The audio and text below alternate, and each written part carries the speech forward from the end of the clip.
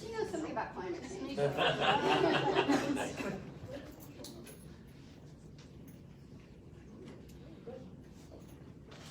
All right, well, it's 6:30.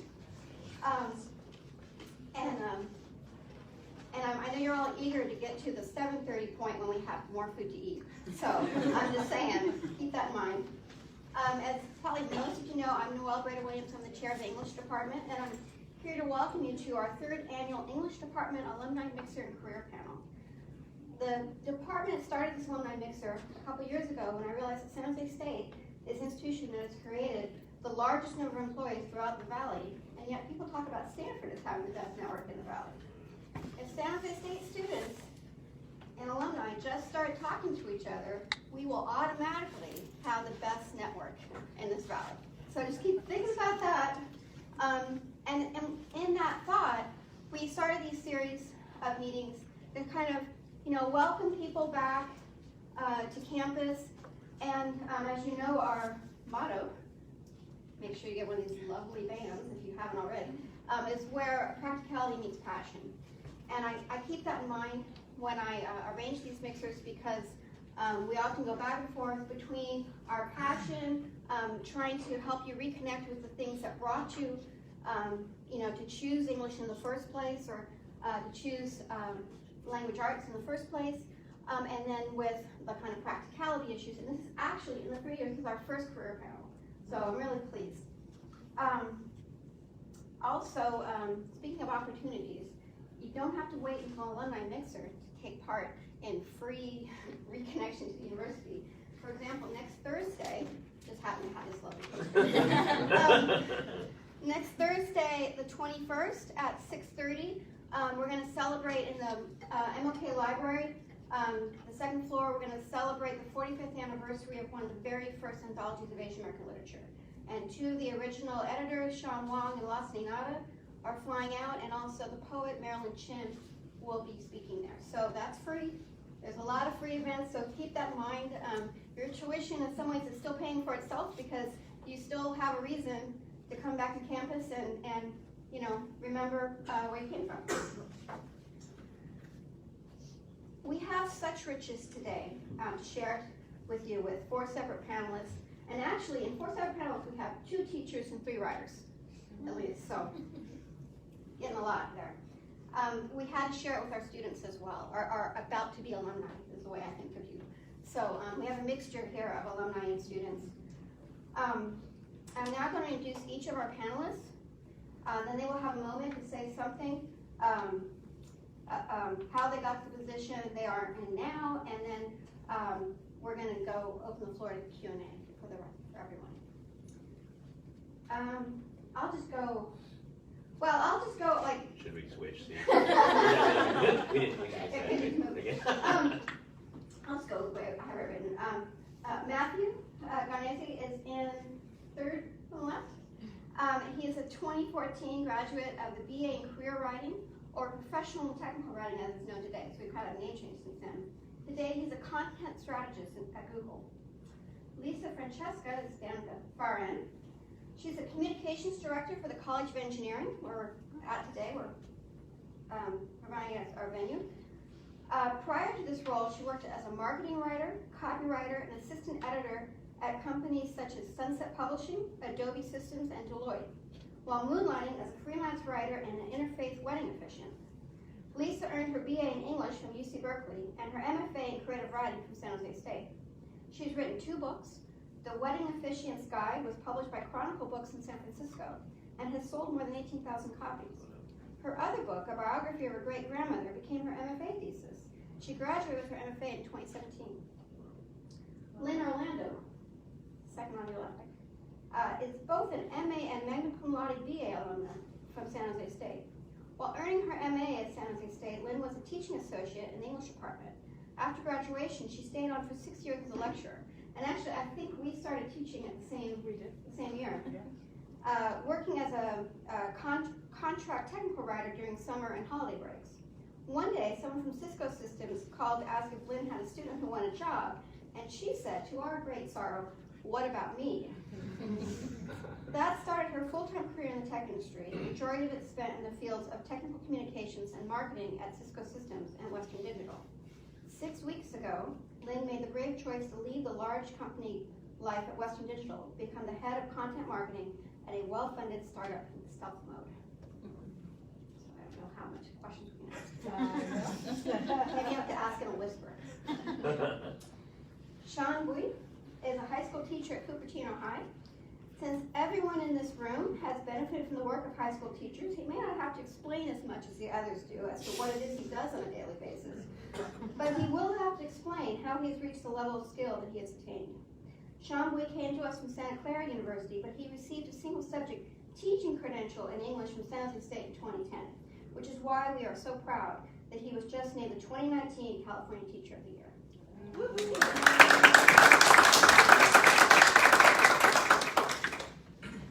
So, since you're a teacher and you start talking to people, you want to start? Sure. Should I just start with my background or what I do? Sure, Is that sure. How you got to where you to your current job? Okay, so one question when Noelle emailed me was what surprised you about my career path, and what surprised me about my career path was my career path. I had a long and windy career path. I'm a career switcher actually, so I started off a majority of my life thinking I wanted to be an attorney. And so I went to law school. So I went to Santa Clara University for an undergrad in business because my dad said always have a backup plan. And then I continued with Santa Clara University, and I gained my law school degree, and I was a lawyer for a little bit, and I did a little bit of a lot of law. And I figured out I liked it, but I didn't love it. And so what I do for a lot of my students, as she was pointing out, we all have high school teachers, and so one of my goals for my students is to have them pursue their passion. I love what you said, where practicality means passion. Go Spartans, I like that a lot. That's a really, really cool slogan. And that's what I try to inspire my students to do, because that was my career path. I love being a teacher. And so I was sitting in I remember this, I was sitting in my law office. I had floor-to-ceiling windows, and I had this nice giant leather chair, but something just wasn't sitting right for me. And so then one day I turned to my wife, who's super, super supportive, Shannon. I'm very, very lucky, and I said, I like being a lawyer, but I don't love it. And so then I decided to pursue a teaching career.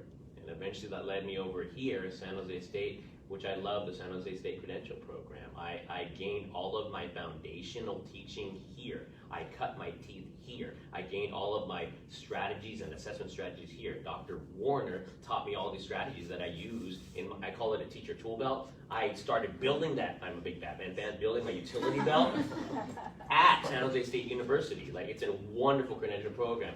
Lois Hamer helped me gain opportunities that wasn't there before, and helped me talk about networking. Lois Hamer, I owe the world to Lois Hamer and Dr. Warner. Like, San Jose State is awesome. And so then eventually I was a summer intern at Independence High School, and I was able to gain my experience there, getting a lot of good experience.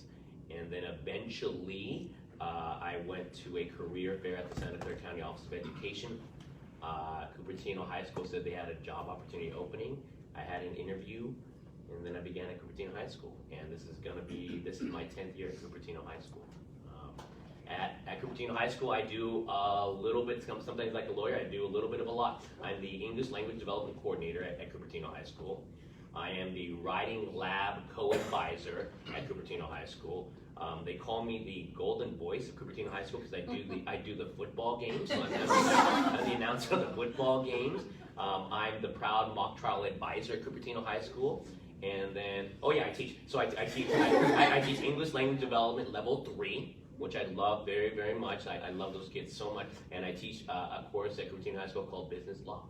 And so I started off teaching literature writing as a 9th grade English teacher, but when they offered me the ELD coordinator program, I sadly had to give that up because I needed a prep period in order to do that. So I did a little bit of a lot, and I wouldn't trade it for the world. I'm exhausted all the time, but my ELD students call it a labor of love, and it absolutely is. I wouldn't trade it for the world. But I wouldn't have been able to do any of that if not for foundation that San Jose State gave me. The credential program is a wonderful, it's kind of a hidden gem that's out there. Yes, you're right, they talk about the Stanfords of the world and all of that, but I love San Jose State. I tell my kids all the time, I go, I went to San Jose State, go Spartans, and they like, yeah, go Spartans. So, is that?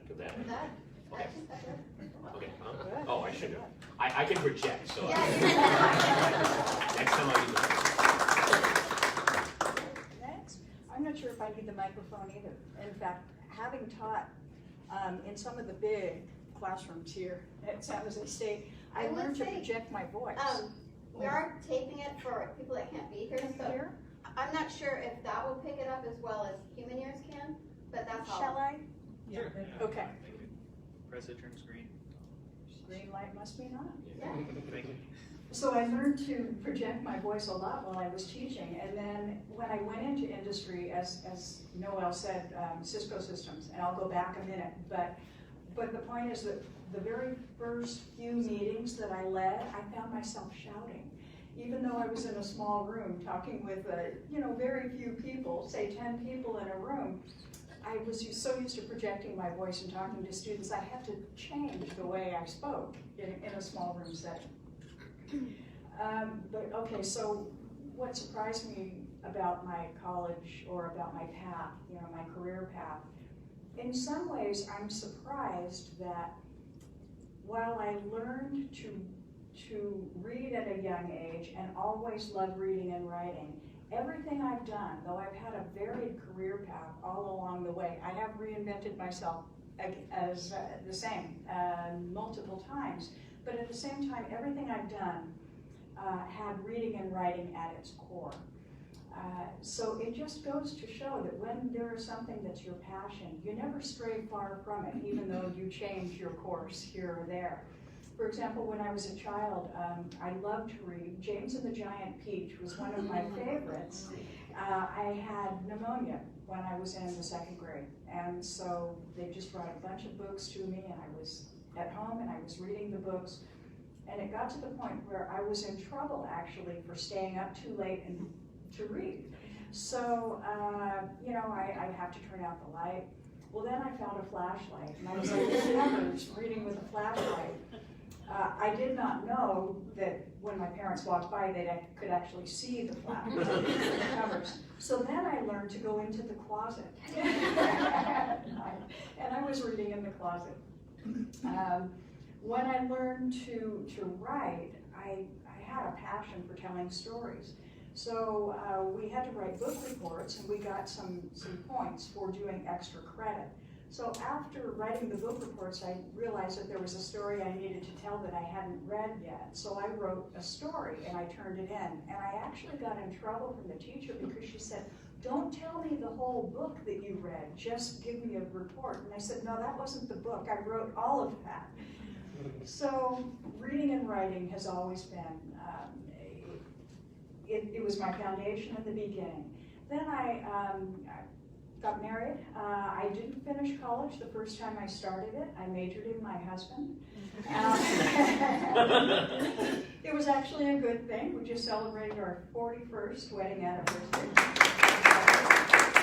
We have 6 grandchildren. And so once our youngest child was in school, I went back to school myself. So I was 30 when I went back to college. It was the best thing I ever did, besides I could marry my husband. It was fantastic. I thought, well, it didn't work the first time. I wasn't that interested, so here's what I'll do. I know that I love English. I'll take an English class and a math class, and we'll see how it goes. The English is the plum, and the math is the one I really don't want to do, and so I took the 2 classes, great. Then I went on to get an AA degree, and I thought, well, that was fun. Let's try the BA. That was fun. Went on to get the master's here. And after that, I was in love with teaching. So I taught here for a while. Everyone, I believe, should teach and should wait tables. Those are the 2 things that prepare you for life and for getting along with people, for organizing yourself. So after teaching, as Noelle said, the house is falling apart, the kids were going to college, I needed a little extra money. Cisco called, they said, do you have a student who would like a job? I said, well, probably, but what about me? And that led me into technical writing and technical editing. Then I, sadly enough, got caught up in a layoff when many of our middle management jobs went to India. It happened. So I went to a startup. Then the startup got purchased by a middle-sized company, then a large-sized company at Western Digital. And now, as Noelle said, 6 weeks ago, I decided, as much as I loved working at the big company, I saw people doing things outside of my immediate responsibility areas. And I knew that I could do it and I wanted to do it. It was a challenge, so I left, and now as the head of content marketing at this small company, I'm getting to do so many different things that I always wanted to, and now I'm not stepping on other people's toes. But every one of them has reading and writing at their foundation and their core, so I've always been home. Even going to a new company, I'm still home because I'm doing what I love.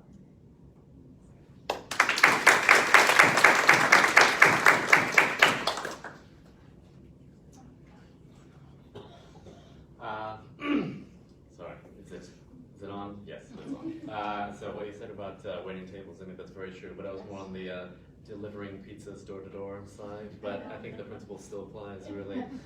Service industry jobs help you in other areas of your professional life, I think, in that, in a lot of jobs in this area, especially in the tech industry, you have a lot of specific stakeholders you have to cater to and make sure that they understand that you're working to get what they need done, and so I really think sort of the non-professional side of my professional career has informed my working style in a way that's been beneficial to me. But just to get started, since graduating in 2014, I was still currently working in the pizza delivery job. I was actually the supervisor of the pizzeria at that point. I'd really climbed the ladder, the corporate pizza ladder, which is usually quite flat.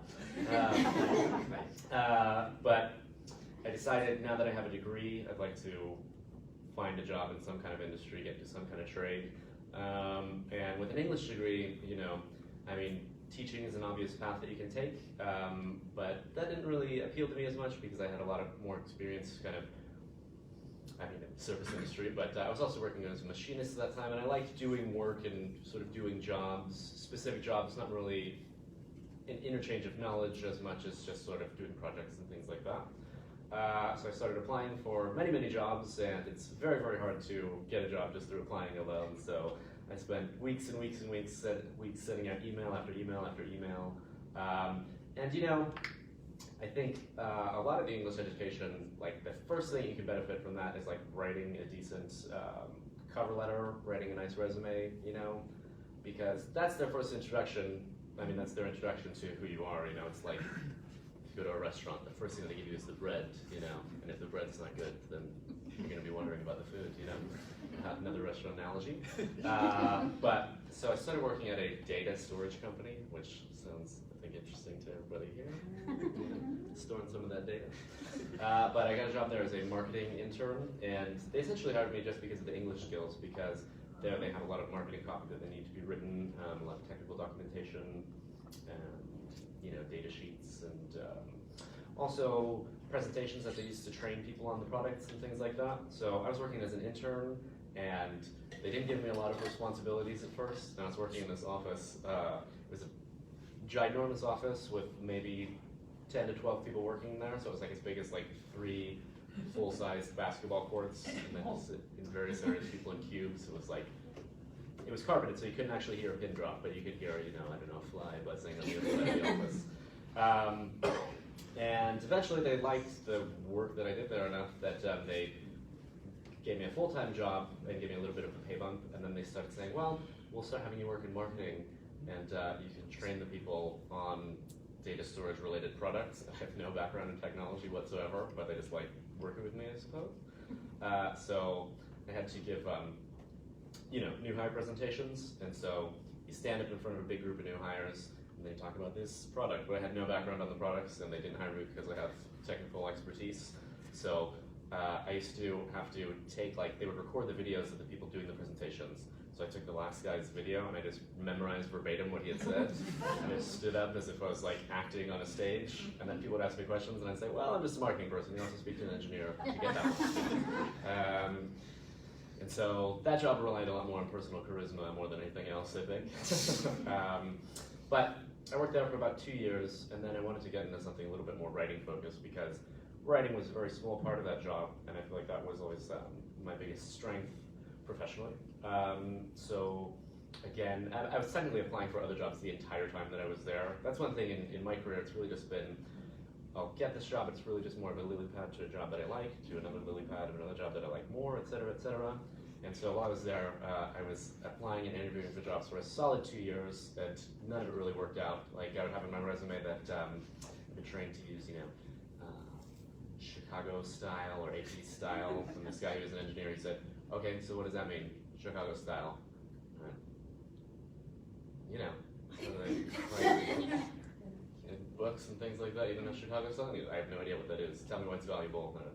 I don't know. I didn't get the job.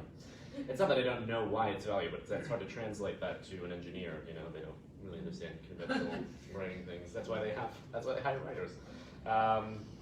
So I had interview after interview, and it just didn't work out that well. And then just by chance, I got an interview at a medical software company where they needed a marketing writer, and so I'd been working in marketing, product marketing, but then just most of my resume just discussed, writing skills, degree from San Jose State, career writing.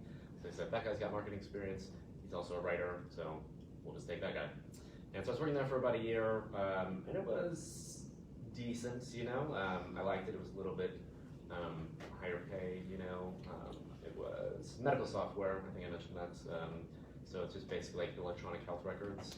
And the way they promoted their website and attracted people to their website to sell their products was through a blog that they had.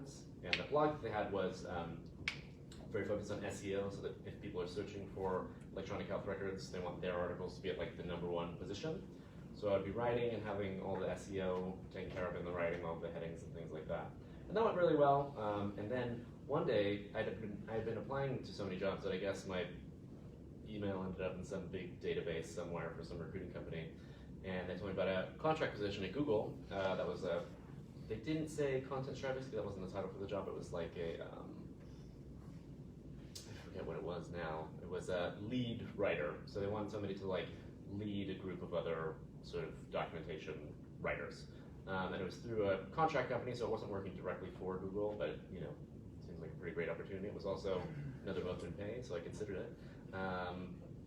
And I started working there, and essentially it was me and 10 other writers, and I had to sort of make sure that the quality of everybody's writing was good, and make sure that they were working well with all their stakeholders, and make sure that everything got out on time. It's a team of 10 people including me, so it was me and 9 other writers. At that job, it was great, but the thing is that I was supposed to be doing more of like a team management type job and like taking metrics of how fast we're performing and things like that, and just my mind doesn't really work that way. I'm not very data oriented, which is funny because my first job was at a data storage company. So I just don't really have a data-driven style of working, and so what happened was I had this team of like 9 writers, and I'm supposed to divvy out the writing tasks to the entire team, and I found myself doing a lot of the writing, so I was like, I feel like this is more in my wheelhouse. I'm just going to do a lot of these writing projects. And I was doing it, and the quality was really good, and they really liked my work, And then a couple months later, I was presenting the metrics for the team in my weekly meeting with the manager at Google. And they said, hey, it was last year, around maybe November, I guess it was about a year ago. They said, we have an opening for a content strategist, and we really like your work, and we really like working with you. You should apply to it. So I said, okay, and I did. And it's a long process there. You interview, and then you interview with somebody else, and then you don't hear anything for like 3 months. So it's like a little bit like white knuckling it, waiting by the phone. Is that Google? No, it's spam. But then they put out an offer, and then when they gave me the offer, they sort of took stock of all the writing that we'd done. They're like, you were on a team of 10 people, and you were the team lead, and we're looking at you were taking 50% of all the writing projects from the 10 people on the team. why did you do that? Like, that's not the efficient way to do the writing. Like, I don't know, I was just trying to keep the quality up, I guess. No, okay, that's fine. So I started working there in March, and the thing is, because I've been in that contract position doing all the projects, they hired me for a job doing essentially the same thing without all the team management duties and things like that.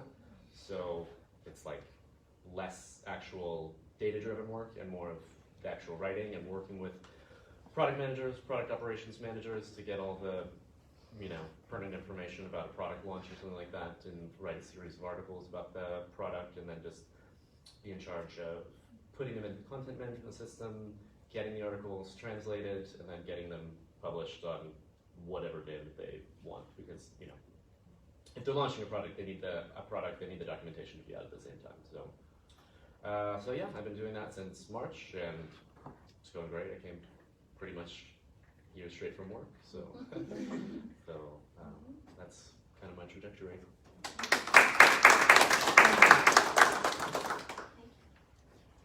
We could actually swap the mics. I think that one's a little louder.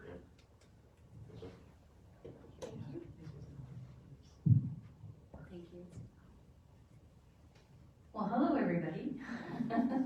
It's an honor to be here and to be with this group of people. And I feel like that I hear a couple of threads that also run through my own life. So when I got my bachelor's in English in 1985, the prevailing theory was that English was not a very practical degree. And I haven't found that to be the case. So I'm thrilled that I have my English now degrees. They helped me get my work.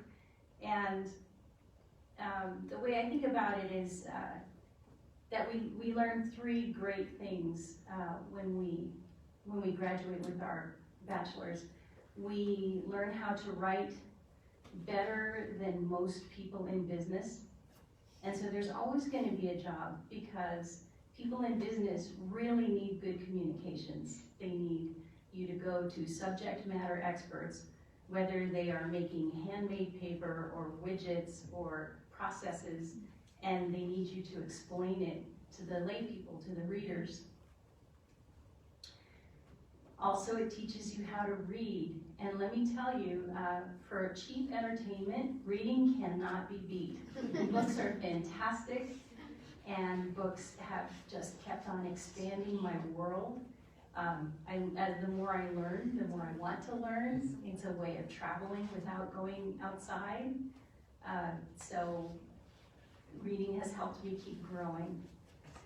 And finally, with an English degree, we have the taste for adventure, because we've been reading all those books, and we've been living in other people's shoes and other places and other times, and we have a sense of what we could do. So it's not quite so scary to go out there and try to make it happen. So when I left school, I was not in a very practical frame of mind. My calling was to be a poet at that time, and I kept myself alive by pulling coffees at the Cafe Trieste in the North Beach in San Francisco, and waiting tables, and then learning how to cook, and kind of living like that probably till the birth of my daughter. I even managed to scrape together enough money for a one-way ticket to Europe, and tried to find my way writing plays and reading poetry on radio stations, and it was quite the life, and financially zero on the bottom line. So just to make that very clear. When I realized I was going to have this little person to take care of, I started considering how to break into the editing profession, and it turns out that proofreading is a very good way to start.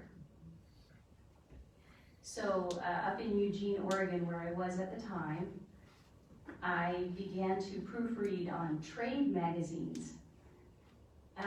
It really didn't matter what the subject was. So I was learning about plastics extrusion and spectroscopy and CAD.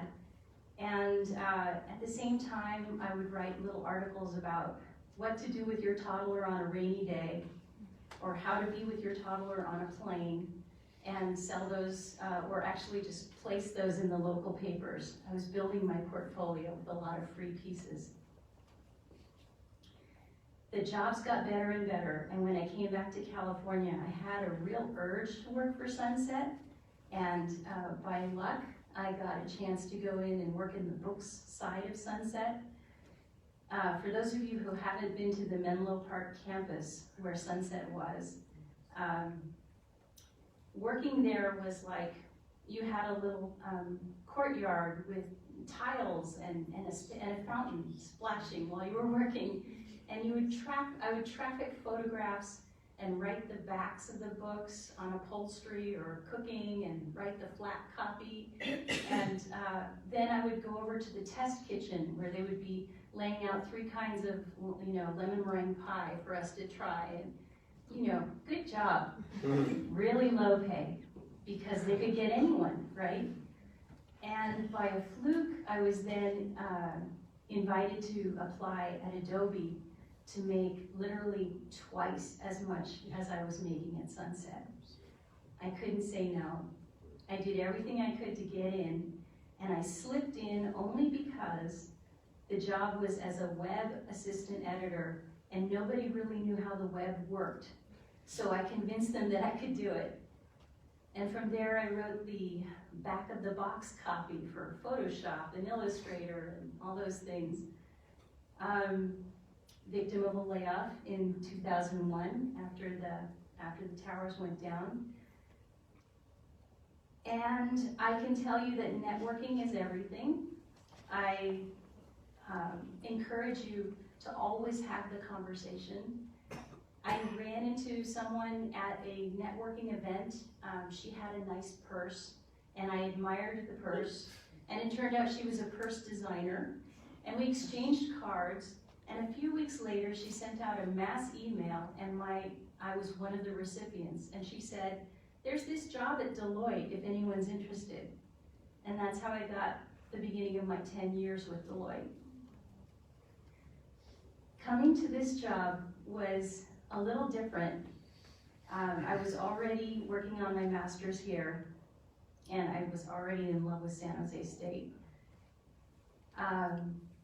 I had been out of the paid work scene for a couple of years, helping my father pass away, and then writing a book at home. And I found that actually staying at home and writing a book was super lonely. And there wasn't a lot of structure and camaraderie, so I was missing that, and I was very much missing the paycheck. But the idea of going back to business or even back into tech was depressing to me at that point. And so I went to a counselor, a career counselor, and she heard me say, "Oh, I could try Intuit, and I could, try Netflix," and she said, "Describe your perfect day. Imagine yourself at work. What does that look like if it makes you happy?" And I said, well, this is gonna sound crazy because it would have some with people and some by myself, and some sitting down and some walking around. And it sounded, I was not sure she was gonna be able to do anything with that. And she said, "Oh, you wanna work with a university. You're gonna need the campus, you're gonna need the stimulation, and yet you're gonna need a little office. You're not a teacher, you should be a staff person at a university." And so for the next 2 or 3 months, that's all I tried out for were those jobs. And fortunately, this College of Engineering here had an opening. And I've been here for 4 years, and I'm very happy.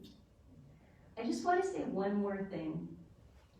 I just learned that when the government figures out how your Social Security is going to pay out when you retire, they're only looking at 36 months of your highest income.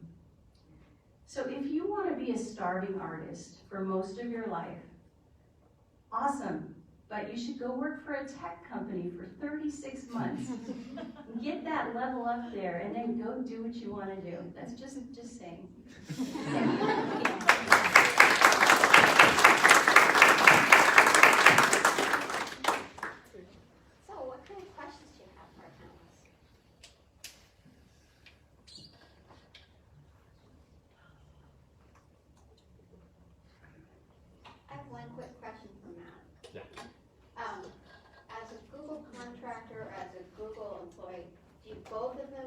use the cafeteria?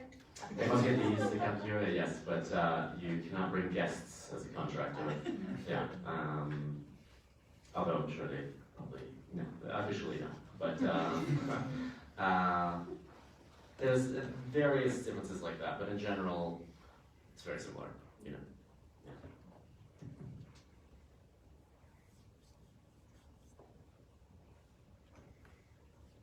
My question, I'm sorry, I do not remember your name. Teacher of the year? Oh, Sean. My name's Sean. Sean. Yeah. Okay, cool. Thank you, Sean. So my question is,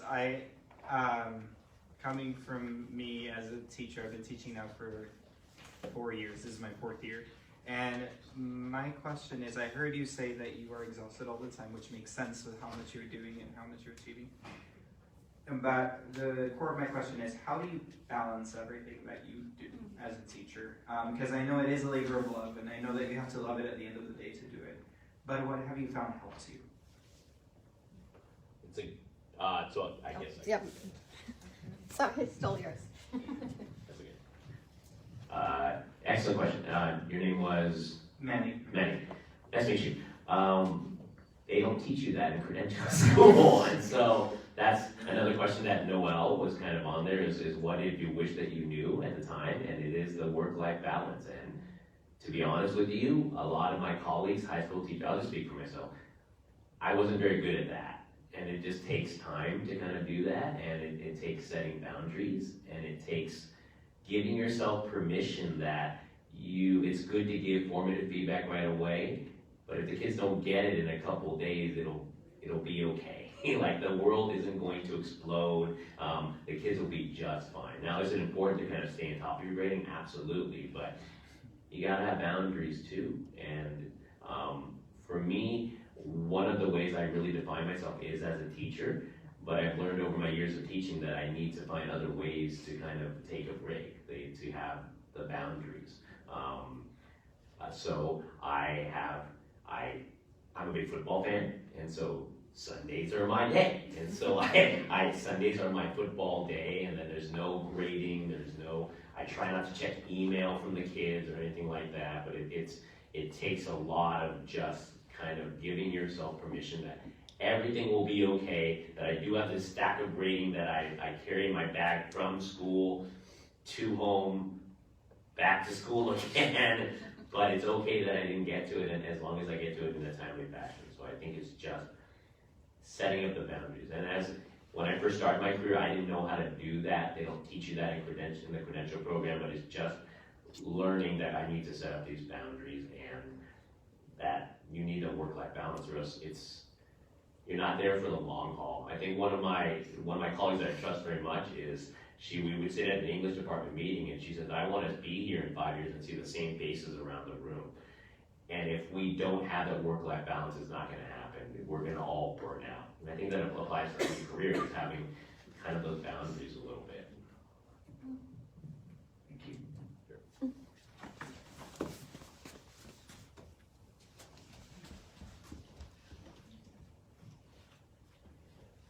Hi, my question to Matthew about the content strategist. Would you share a little bit example of content strategy? Because I cannot think of any content in Sure. Google. This is a bit of a nebulous title, I suppose, but basically what my work entails is if you are a customer of like Google Ads, formerly known as Google AdWords, and you go into the support website, all the articles in the support website are owned and created and managed by content strategists. And the content strategy title refers to strategically creating the content and presenting it so that it's digestible, so it's consumable, so that it's intelligible, etc. It's basically an all-encompassing title for owning that area of the Google website, basically. And so what my role is, I have a certain product area, I work in billing. I don't actually do billing, but I write the content related to billing. And so I manage all that content, and there's, I don't know, 100 plus articles, and I keep them updated constantly, and when there's new articles, then I write them and place them in the right spots, and it's strategy on all levels, really. It's strategy in terms of the hierarchy of the topics, it's strategy in terms of on the article level, what the article contains, and then even down to the sentence, content strategy. I think a lot of different companies have content strategist roles, but in my particular job, that's what I do. And it also involves then strategically working with all of your stakeholders to make sure that you're fulfilling their needs in terms of what kind of content they want to be available, but also you're making the content that they want to be available and you're organizing in a way that's user-friendly for the actual user. We focus most heavily on the user journey. Does that answer your question? Okay. Is that also advertising? No, it's not advertising in any capacity at all. It's actually quite the opposite. It's not supposed to be. It's not supposed to contain anything of value for products as such. It's essentially an offshoot of technical writing. So it's really just about functionality and how to use the tools. Yeah. Thank you so much. Mm-hmm. My question is kind of an extension of hers, or on the content strategy side. Uh-huh. But like my major was of course in English, and later on I went on to do a credential program online for technical communications with UC Riverside. Nothing really ever came of it. I got the certification, but I never got a job in it. So I was wondering, as a top content strategist, is there an expectation of having some sort of educational background specific to content strategy or even technical communication / technical writing? Well, first and foremost, I think what they look for is experience. Generally, I mean, in the posting for a content strategist, usually what they post is they would like people who have technical writing experience, 5+ years, something like that. So more than the education side, you should more than likely have an English degree. But in general, what they want is professional, practical experience related to technology, that kind of thing. So if the credential that you have and the degree that you have, those are things where, like, if you use those in specific jobs and you garner experience with those, then they want to see that experience level. They usually want people who have, at least in my role, I'm at sort of medium level for the content strategists, and for that particular job, they did want 5+ years of writing experience. And this being 2019, I've just reached 5 years of experience. Yeah. I'd like to add to that, actually, if I may. When we hire anyone to come in as a technical writer, as a marketing writer, as any kind of a copywriter or proofreader, what we want to make sure of is that they just know how to write. And so even at Cisco Systems, we wouldn't look for a number of years. We would just look for someone who knew how to speak, who knew how to write, knew how to communicate. One of the things that I got here at San Jose State was a professor, and his name was Charles Ludwig, and he said you have to read English Simplified by Blanche Ellsworth, and you have to have a copy of it with you. And I'll tell you what, I never am far from my copy of that. Because when you write and when you work with other people who read your writing or you're collecting your writing, the most important thing is to know why you're writing what you're writing. If you're correcting someone's work, you need to know how to explain why you made that particular correction. I can't tell you how huge that is. People will, what's a serial comma, and you explain right away, well, it's a comma before the coordinating conjunction at the end of a series. You just have to know how to explain certain things, and it makes a big difference.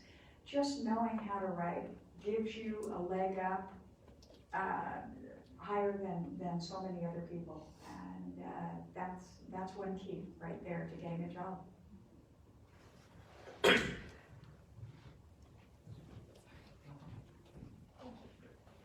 My question is for Lisa.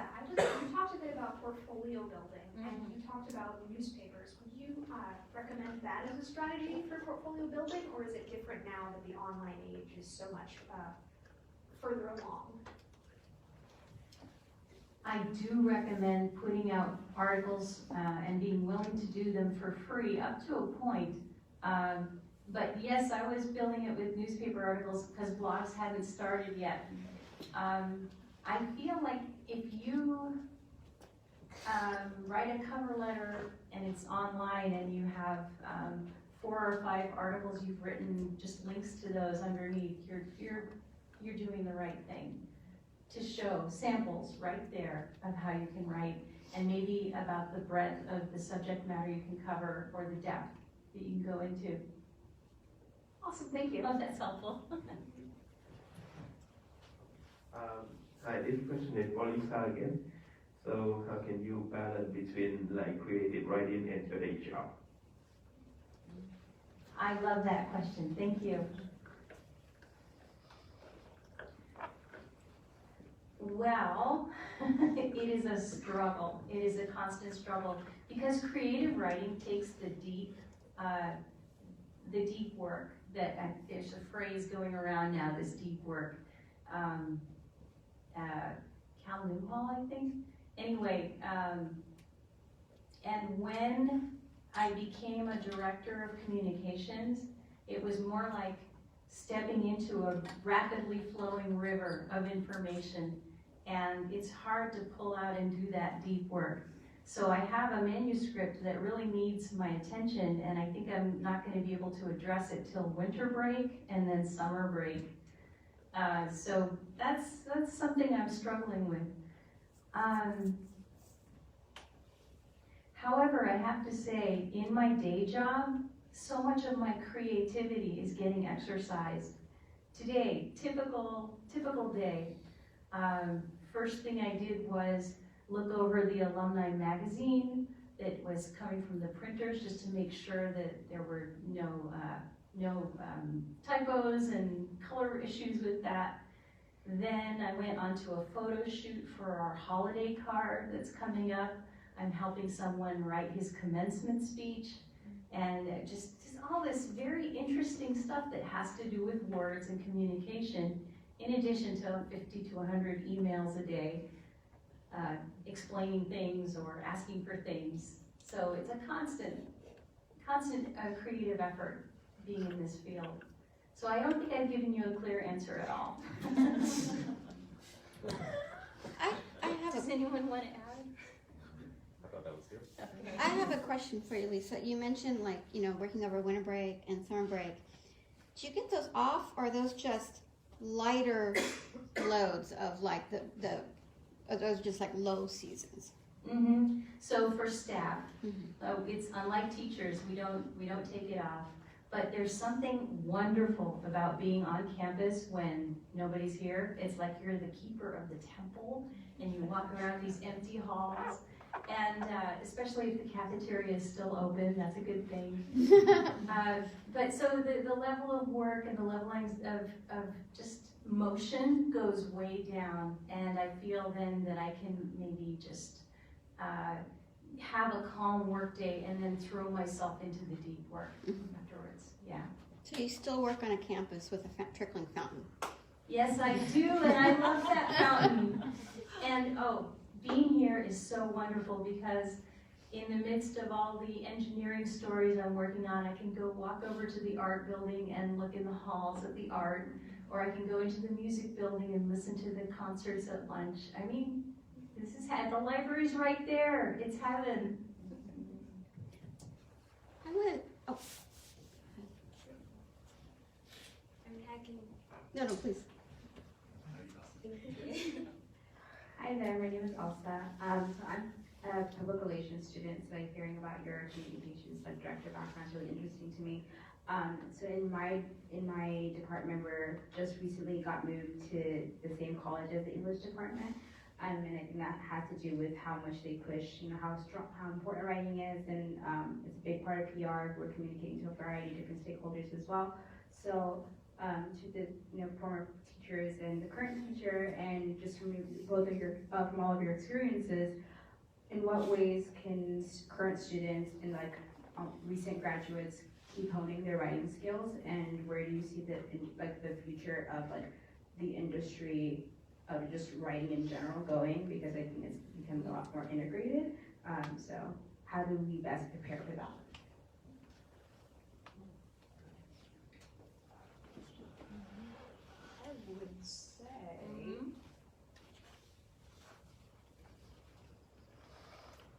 I would say keep writing and finding ways that you can build a portfolio. Look for internships, look for small paid positions, and as a matter of fact, the reason that I'm here is that the company that I work for, we're looking to do SEO, search engine optimization, for those who don't know that. And we're writing multiple articles, and we're asking folks to write articles. So we're paying, and I'm not going to do a plug on that, and you can talk to me later on, but we're actually paying $200 for, let's say, an 800-word, 1,000-word article on a topic that you can choose from a list. And so I contacted Noelle and one of the writing professors here, and I said, do you have any students who might like to write? And we will give you a $200 Amazon card for writing just a short article for us.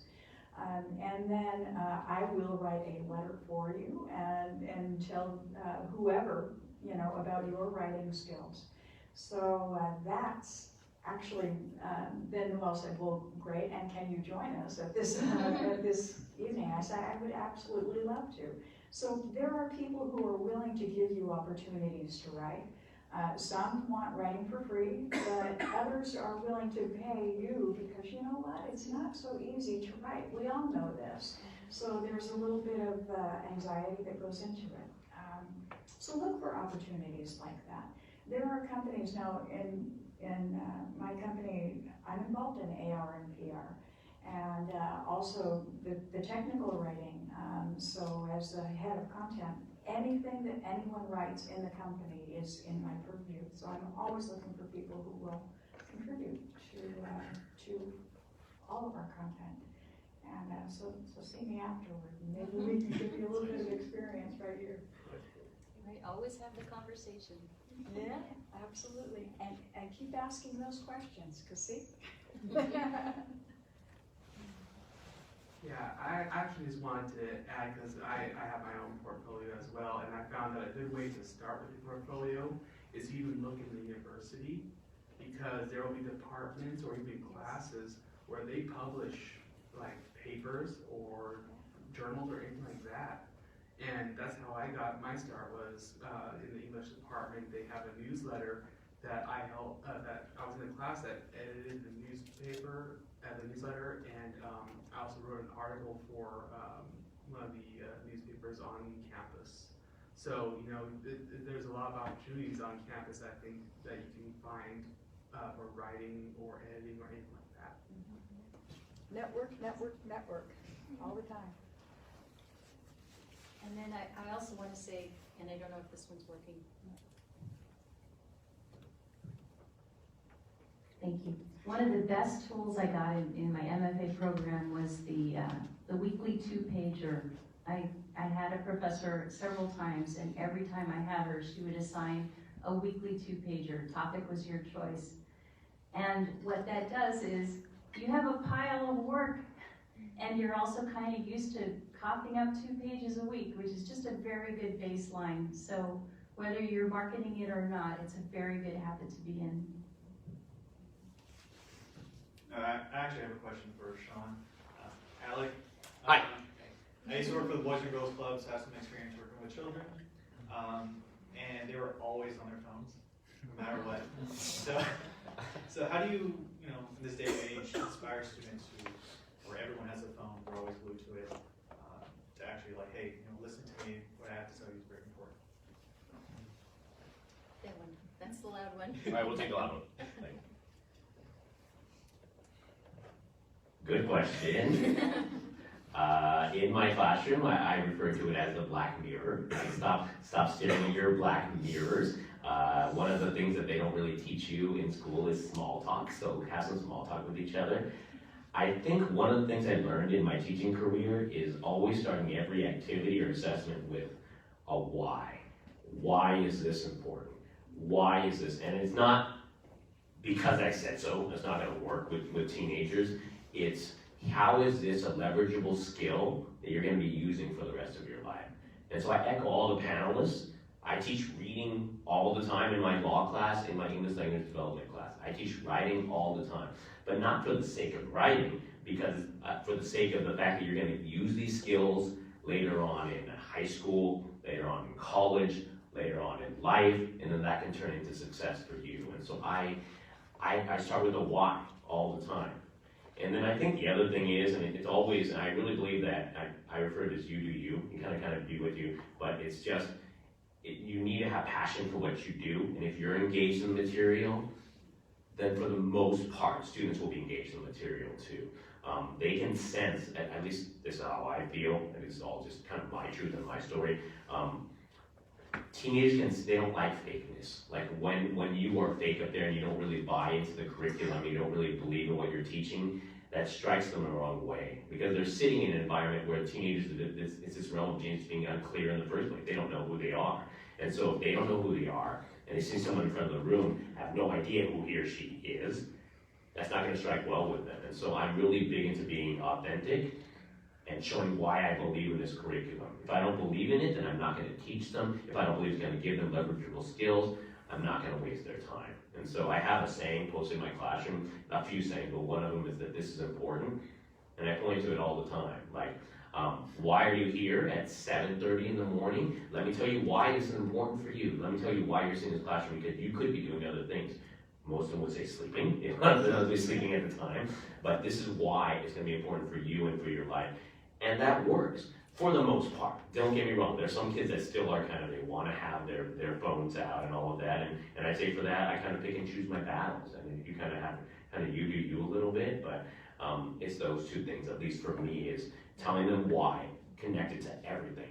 And I think human beings just want to hear why. Like, why am I sitting in this room? Why is my time being used when I could be doing something else? And then, is this person in front of the room passionate about what they're doing? Do they love what they're doing? Oh, okay, there's an energy there. Let me kind of feed into that energy and let me see why they're doing that. And usually when I attack stuff, and that's just my wheelhouse, I attack stuff with energy, the kids kind of feed on that energy as well. So there's no real perfect solution, but I think those two things have helped me. Again, it's that utility, that Batman utility belt. It's the why that I have. I pull that out of I throw that battering of the why, and also just the energy that I kind of play into that I love this stuff, and let me show you why I love this stuff.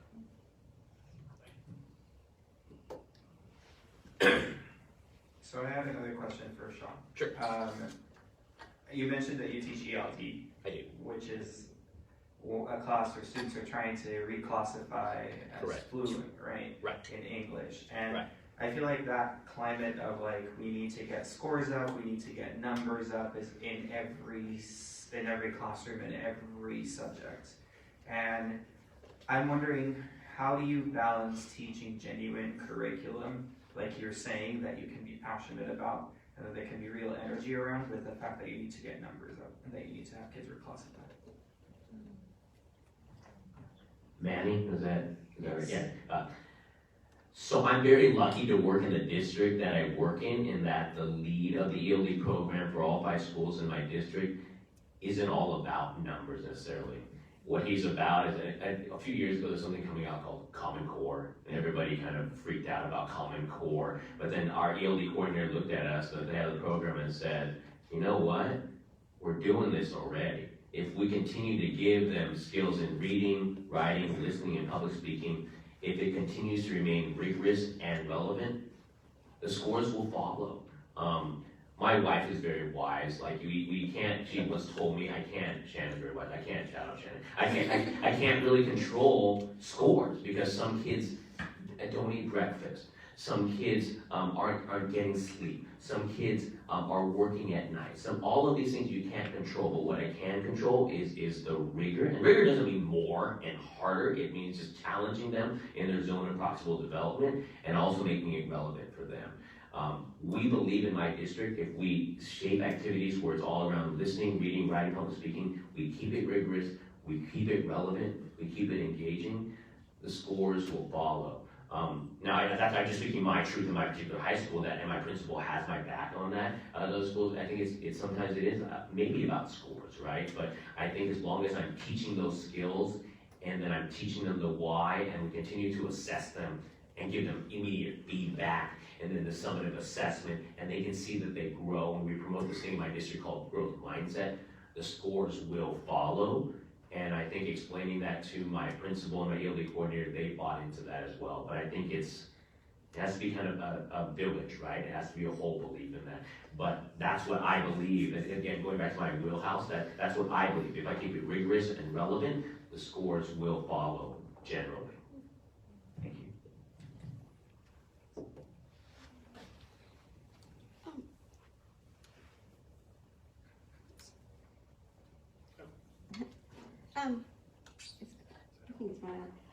Keeping on the subject of teaching, I was wondering, for Lynn, like, what are there skills? You mentioned like when you started in the tech world, like you tended to talk louder at smaller meetings. Are there other skills that you think that you developed as a teacher that you use in a non-quote teaching Absolutely. area? Putting together, Oh, yes. yeah, thank you. Putting together a green sheet was huge because you need to organize your semester from the beginning to the end. Talk about an agonizing experience the very first time you teach. That's a lot of work because not only do you have to put in the reading assignments, the writing assignments, the tests, you also have to think about yourself. Do I want to grade all of this stuff that I'm assigning to the student? That was huge. So that was really good experience moving into industry because, you know, as Sean said, there's a balance. So I created that balance for myself teaching, and I learned after the first year, you know, to make more of a balance. And learn that in industry too. So that's one of the skills I brought. I think it's also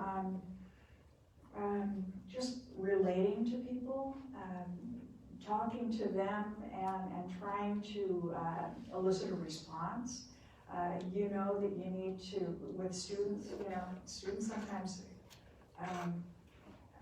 you have to teach or treat them with respect. And when you treat other people with respect, you get respect back. And that's something that you learn definitely while you teach. You don't talk down to them, you just show a little bit of emotion, you show that you care, and it makes a really huge difference. Teaching, I think, was actually my favorite job. It's the best job I've ever had. Teaching here was truly, and my husband knows this, I've said this many times, teaching here was the best job I've ever had and probably ever will have. If I get the chance to retire sometime soon, I probably will go back to teaching. It would be lovely to come back here. It was so much fun. And also, some of the things that I learned in my classes, like Susan Schillinglaw she taught Steinbeck Studies, and there was a Center for Steinbeck Studies. I took her class, and then I taught Steinbeck in my own classes. She took us to Salinas, and we went on a field trip, and we did all this fun stuff. So a couple of years later, I just followed in her step, in her shoes, and I did the same thing with my students when we went down there. And we went to Steinbeck's gravesite and did all those fun things. So I learned so much from the people who taught me that I could then, pay it forward and continue to do that all of the time. There were some fun experiences, you know, reading some student papers. I gotta tell you, there were times that at 2 in the morning, I was reading papers. I would fall off my chair and wake up the dog, right? You know, just reading some of the things and laughing. But also I taught ELD, and I learned that when I'm working with engineers now and they're writing, you know, it's the same thing. Your engineers, no matter what their first language is, sometimes just don't speak English. They have a different mindset, but you learn how to relate to them. So teaching, as I said, was the best job ever, and everything just about that I did and learned in teaching, I brought into the industry with me. No doubt about it. I could go on about it forever. It's my life. I have a question for anyone. How how did you guys market the skills that you learned in your degree to make it most attractive to hiring managers?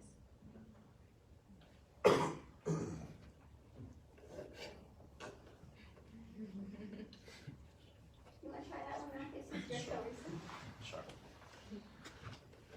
So yeah, I've definitely done a lot of interviewing the last few years.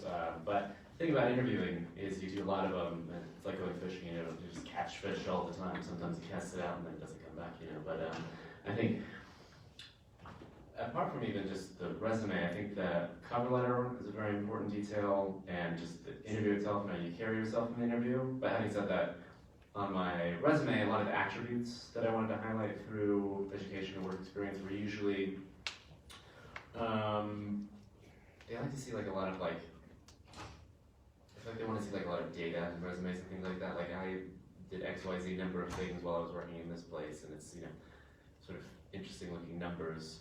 But in terms of like attributes, I really played up like language abilities, because I have to speak a couple foreign languages, and I find that as a writer, they like that you have like above average language abilities in general, more than just writing as a skill, which is fundamentally what it is. But I feel like that kind of is a little bit of a highlight in the background. So I mostly focused on completed writing projects in whatever job that I had done, and also just language abilities, and also public speaking, things like that. For some reason, that's also helped. Just in general, I think it's a skill. Apart from being a writer, I think that this helps you in really any job, because there's a lot of public speaking that goes in all professional jobs, I'd like to add something. I think your LinkedIn profile is a great place to show how well you know your language, and how thoughtful you are, how clear, how comprehensive you can be. Because a lot of people, their LinkedIn profile is kind of weak. Do you have any other questions?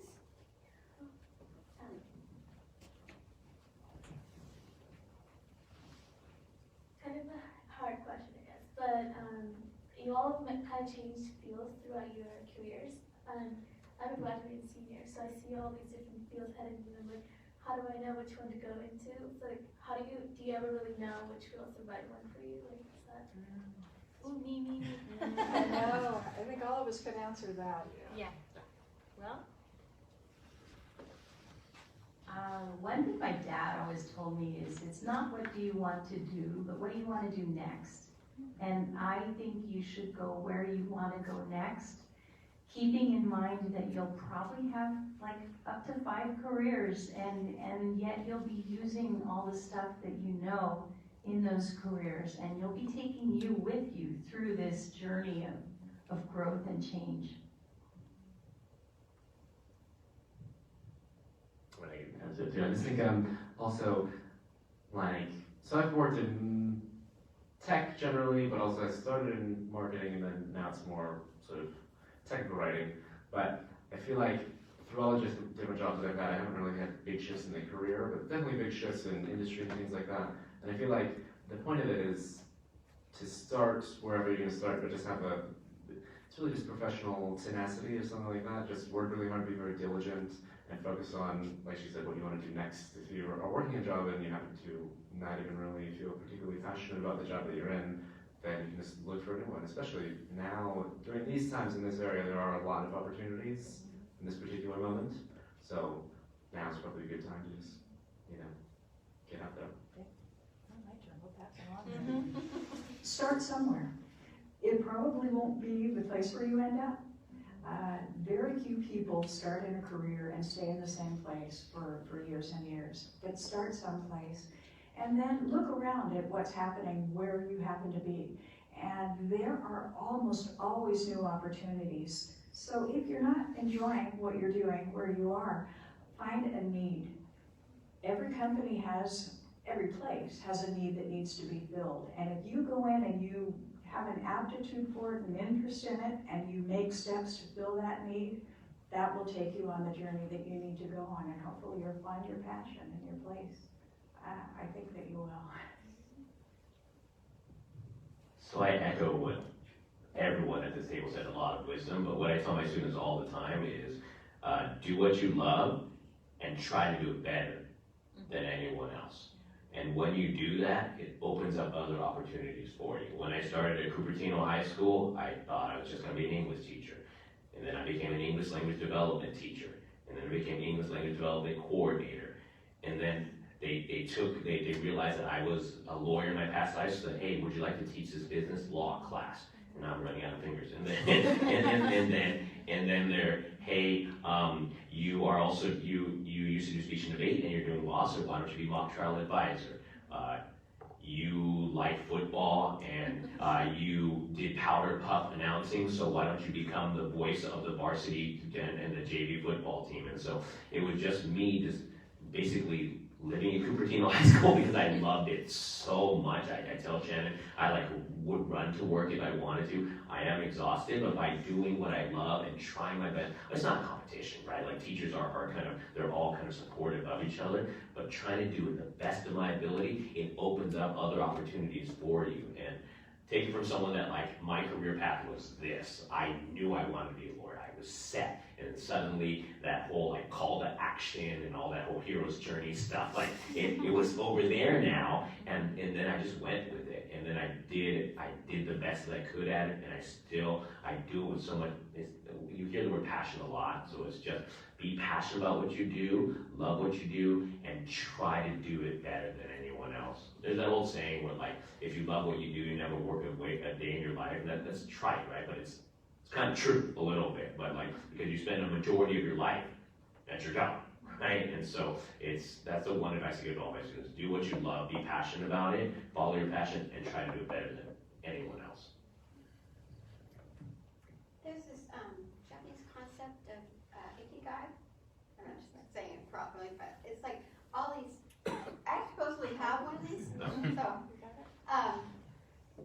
but I remember, I'm trying to remember, there's like 4 different like cardinal directions, but like it all has to do with overlapping things. It's like doing something that will, make money and put food on the table, doing something that will help make the world better, doing something that you love, and I'm trying to remember what the 4th one was.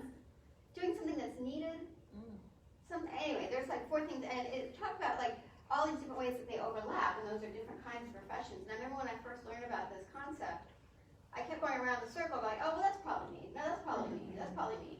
And I was thinking like, that's, I'm pretty happy if I can kind of get around that circle and feel like, I could fit different places. So I think that was helpful for me to think about that. And even though I'm not really part of the panel, I'm just going to sit there. But I'm kind of in a weird situation because when I was in high school, I wanted to be a university professor. So back when I had big hair and had really, like Stranger Things fashion, okay, not long ago, I thought I wanted to be a university professor. And eventually, I had a lot of other jobs. I worked at Disneyland, I worked lots of food service, receptionist, all those kinds of things.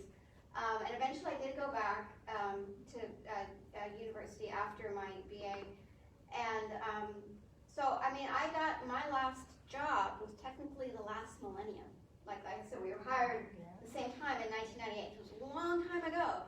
But when people talk about you'll have all these different careers, like, oh, that doesn't apply to me, right? Because I'm just like, I want to die here, that kind of thing. But the reality is, like, what my first job was and what I'm doing now has changed so much. And the job itself has changed over time. Like, I remember complaining about 10, 15 years ago, like, oh, I really need a AA degree in IT rather than a PhD in English to do my job sometimes. But, things change. I'm doing an online journal. We do a lot of technology in the classroom now. I don't know that in some ways just over time, like sometimes compared to some of my colleagues, I'm like the person that goes to help them start their computer, and then for other colleagues, I've got to go like say, Alec, help me, I can't, my screen's frozen or whatever. So I'm somewhere in the middle now, but it is true that our own jobs are constantly changing. So even if you stay in the same place, chain yourself to the, whatever your desk or something, your job will change under you.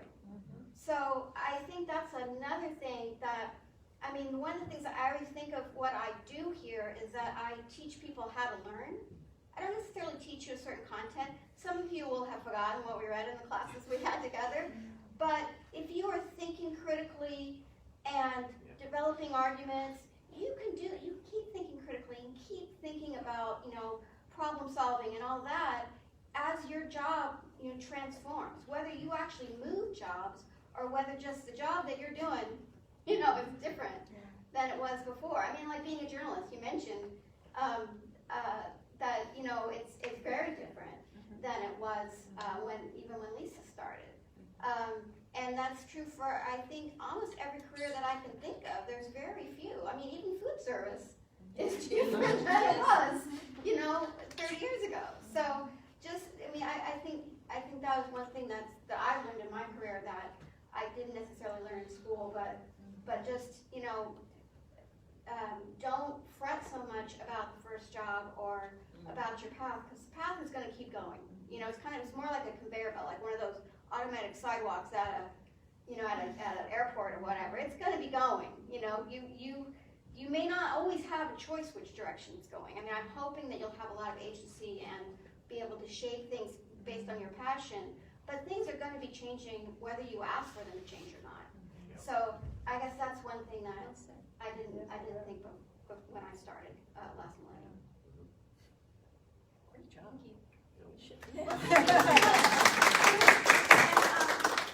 Ellie, actually, and Alec, and could I ask you to bring up our gifts, because we wanted to really thank all of you. You didn't have to. This was so much fun. Yeah, it really would. Thank you so much for coming. I really appreciate it. Thank you so much. Thank you. And I also, this is kind of a cheap trick. I also wanted to thank these 4 people, because these are your favorite personnel.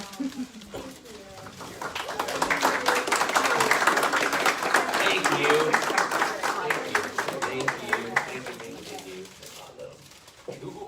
So and now you have to do everything else that they put out. So that